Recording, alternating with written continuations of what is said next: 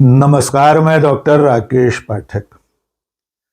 दोस्तों, कुख्यात यौन अपराधी जेफरी एप्स्टीन की फाइल्स का जिन्न एक बार फिर बोतल से बाहर आ गया है। इस दफा इसे अमेरिका की प्रथम महिला, फर्स्ट लेडी ऑफ यूएसए, राष्ट्रपति डोनाल्ड ट्रंप की धर्मपत्नी मेलानिया ट्रंप ने बाहर निकाला है। मेलानिया ने जेफरी एप्स्टीन के साथ अपने रिश्तों को नकारने के लिए एक बयान दिया है, लेकिन उसी बयान में उन्होंने एक ऐसी मांग कर दी है जिससे आने वाले दिनों में न केवल डोनाल्ड ट्रंप बल्कि उनके तमाम संगी साथियों पर आफत आ सकती है। दरअसल में मेलानिया ने अमेरिका की कांग्रेस से मांग कर दी है कि जितनी भी पीड़िताएं इस वक्त मौजूद हैं, जिन पर जेफरी एप्स्टीन और उसके साथियों ने, उसके दोस्तों ने जुल्म किए थे, उनका यौन शोषण किया था, उन्हें बुलाकर उनके बयान दर्ज किए जाएं। मेलानिया ट्रंप के इस बयान को डोनाल्ड ट्रंप के लिए एक नई आफत के रूप में देखा जा रहा है। आप जानते हैं कि इस वक्त अमेरिका और डोनाल्ड ट्रंप ईरान के खिलाफ जंग में बुरी तरह उलझे हुए हैं। वहां से निकलने का कोई रास्ता ट्रंप को नहीं मिल रहा है। अमेरिका और इजराइल के तमाम हमलों के बावजूद ईरान ने घुटने नहीं टेके हैं और इस वक्त जब आप ये वीडियो देख रहे होंगे, उस वक्त पाकिस्तान की राजधानी इस्लामाबाद में शांति वार्ता शुरू हो चुकी है। लेकिन इसके चंद घंटे पहले राष्ट्रपति डोनाल्ड ट्रंप की धर्मपत्नी मेलानिया ने व्हाइट हाउस में बाकायदा एक बयान जारी करके एप्स्टीन फाइल्स का मामला एक बार फिर सतह पर ला दिया है। आइए सबसे पहले सुन लीजिए कि मेलानिया ने व्हाइट हाउस में दुनिया भर के सामने क्या कुछ कहा है, और यह भी जान लीजिए कि यह शायद पहला मौका होगा कि अमेरिका के राष्ट्रपति की पत्नी ने इस तरह व्हाइट हाउस में बाकायदा कैमरे के सामने कोई बयान दिया हो, और वो भी ऐसे मुद्दे पर जिसमें उनके खुद के पति यानी अमेरिका के राष्ट्रपति गले गले तक डूबे हुए हैं। आइए सुनिए मेलानिया ट्रंप ने क्या कहा। The lies linking me with the disgraceful Jeffrey Epstein need to end today. The individuals lying about me are devoid of ethical standards, humility, and respect. I do not object to their ignorance, but rather I reject their mean-spirited attempts to defame my reputation. I never been friends with Epstein. Donald and I were invited to the same parties as Epstein from time to time, since overlapping in social circles is common in New York City and Palm Beach. To be clear, I never had a relationship with Epstein or his accomplice, Maxwell. My email reply to Maxwell cannot be categorized as anything more than casual correspondence. My polite reply to her email doesn't amount to anything more than a trivial note. I am not Epstein's victim. Epstein did not introduce me to Donald Trump. I met my husband by chance at a New York City party in 1998. This initial encounter with my husband is documented in detail in my book, Melania. The first time I crossed paths with Epstein was in the year 2000 at an event Donald and I attended together. At the time, I had never met Epstein and had no knowledge of his criminal undertakings.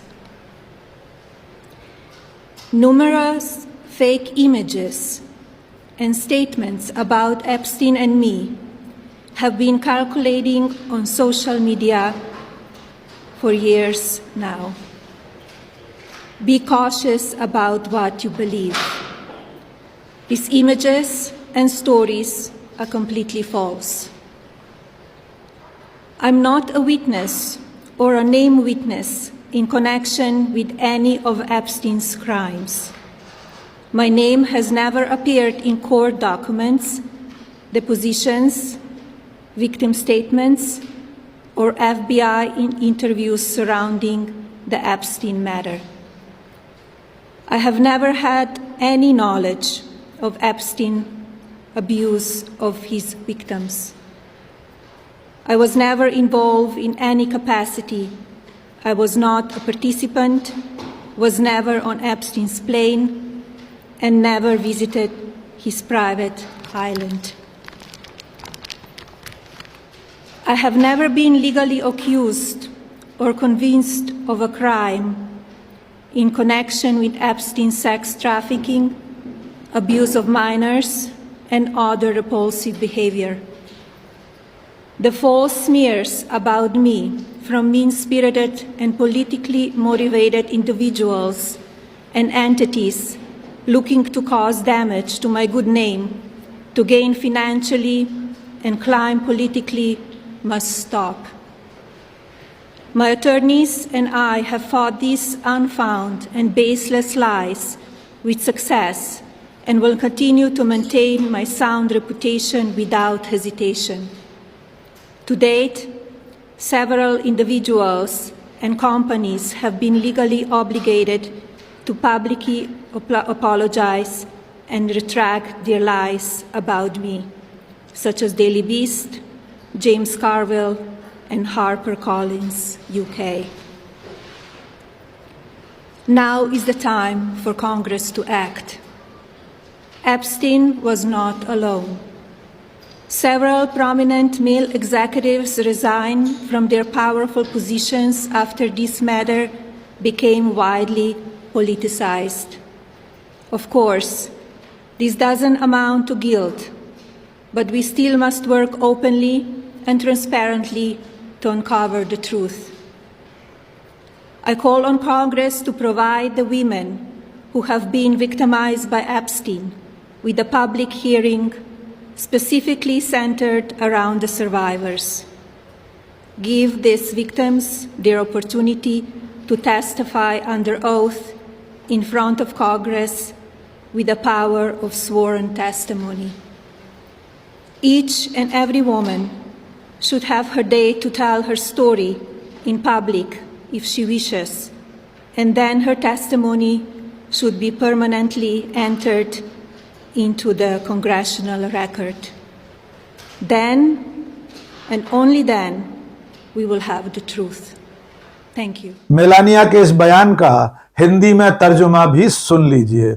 बहुत संक्षेप में उसका लुब्बो-लुबाब ये है कि मुझे कुख्यात Jeffrey Epstein से जोड़ने वाले झूठ का आज ही अंत होना चाहिए। मेरे बारे में झूठ बोलने वाले लोग नैतिक मूल्यों, विनम्रता और सम्मान से रहित हैं। मुझे उनकी अज्ञानता पर कोई आपत्ति नहीं है, बल्कि मैं अपनी प्रतिष्ठा को धूमिल करने के उनके घृणित प्रयासों को अस्वीकार करती हूं। उन्होंने कहा कि वे जेफरी एप्स्टीन या घिस्लेन मैक्सवेल की दोस्त कभी नहीं रही। उनकी एप्स्टीन या मैक्सवेल से मुलाकातें न्यूयॉर्क या कुछ दूसरी जगहों पर सामान्य सामाजिक मेल मुलाकात के दौर में हुई थी। इसके अलावा उनका जो पत्राचार है, उनकी जो ईमेल पर बातचीत है, वो भी सामान्य बातचीत है।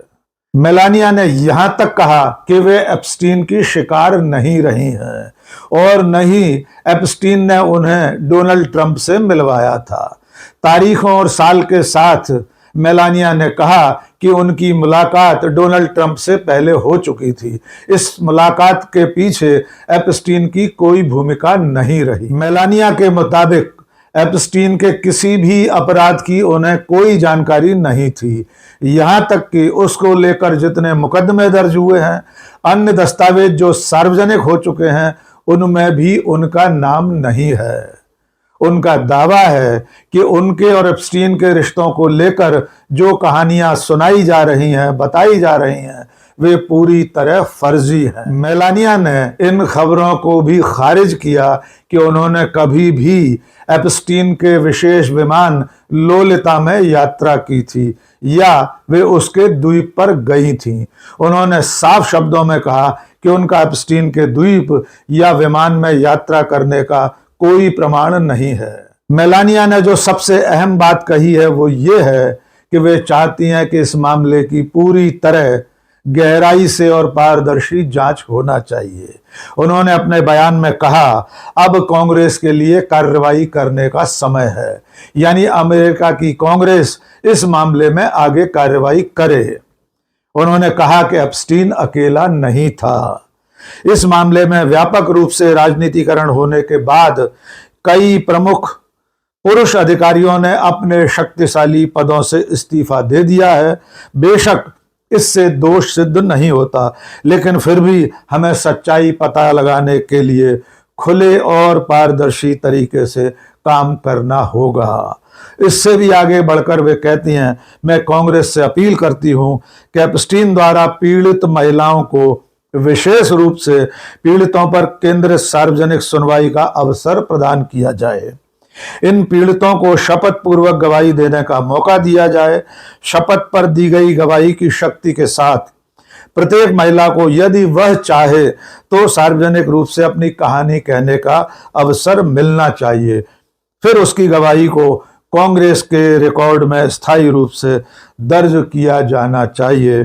तभी और केवल तभी सत्य प्राप्त होगा। मेलानिया के इन तमाम दावों के बावजूद अब तक जो दस्तावेज सार्वजनिक हो चुके हैं, अमेरिका के न्याय विभाग ने और अटॉर्नी जनरल के दफ्तर ने एप्स्टीन फाइल्स के जो भी दस्तावेज, तस्वीरें, ईमेल आदि जारी किए थे, उनमें मेलानिया के घिस्लिन मैक्सवेल के साथ संवाद के सबूत मिल चुके हैं। 23 अक्टूबर 2002 को मेलानिया ने घिस्लिन मैक्सवेल को जो मेल किया था, उससे मालूम होता है कि दोनों के बीच अच्छी दोस्ताना बातचीत होती थी।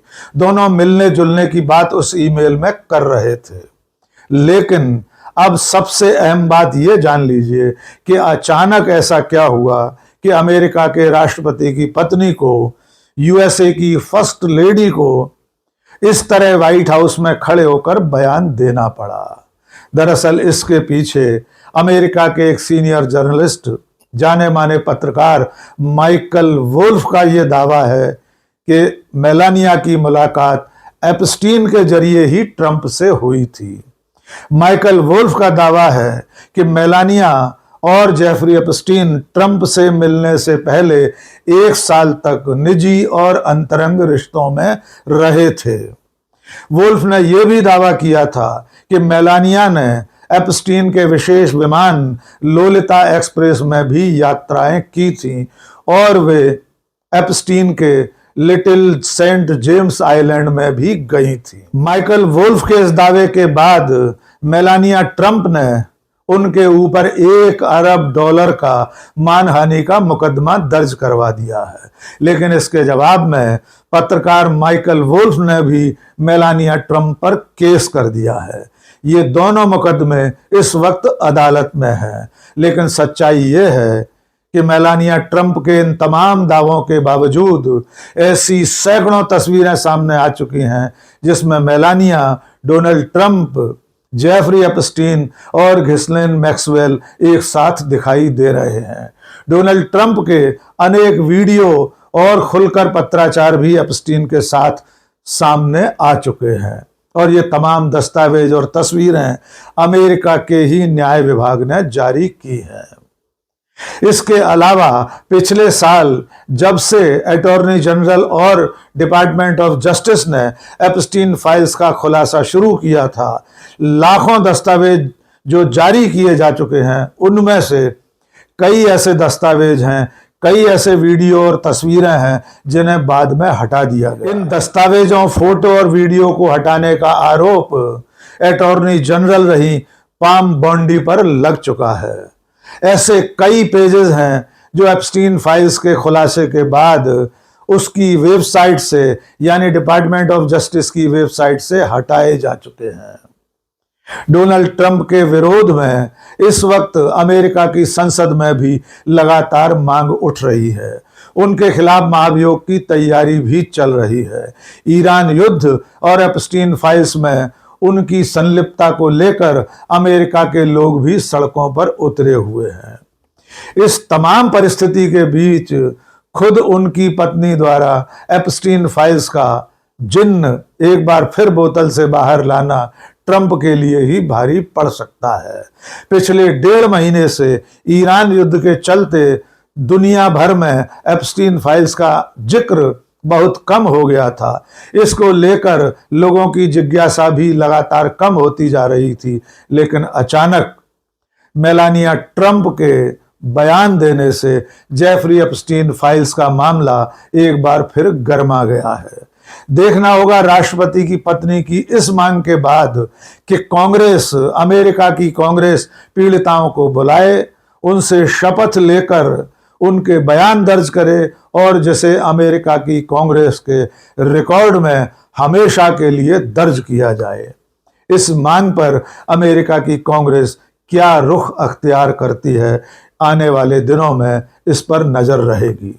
और चलते चलते एक बार फिर इस बात को याद कर लीजिए कि अब तक एप्स्टीन फाइल्स में जितने खुलासे हुए हैं उसमें भारत के प्रधानमंत्री, हमारे प्रधानमंत्री नरेंद्र मोदी, केंद्रीय पेट्रोलियम मंत्री हरदीप पुरी और देश के एक बड़े धन्ना सेठ अनिल अंबानी का नाम भी कई बार आ चुका है। हरदीप पुरी एप्स्टीन के साथ मुलाकातें कबूल भी कर चुके हैं, लेकिन अब तक प्रधानमंत्री नरेंद्र मोदी ने उनसे किसी तरह का कोई जवाब तलब नहीं किया है।